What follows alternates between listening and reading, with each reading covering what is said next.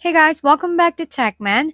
Today, let me show you how to fix dev error 0X86484ED1 and Call of Duty Modern Warfare. Here's how to fix this error. First, scan and repair your game files on battle.net. Open the game, click the gear icon, and choose Scan and Repair. On Steam, right-click the game in your library, go to Properties, Local Files, and select Verify Integrity of Game Files. Second, update your GPU drivers via NVIDIA GeForce Experience, AMD Adrenalin, or Intel's official tools. Third, disable any software overlays from Discord, GeForce Experience, Xbox, Game Bar, Spotify, and similar apps to avoid conflicts.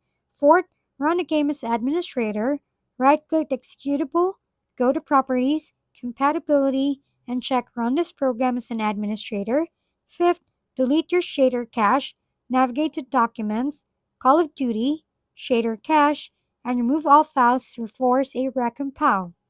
Finally, reset in-game graphics to defaults, then lower texture and shadow quality, and disable VSync or G-Sync for improved stability.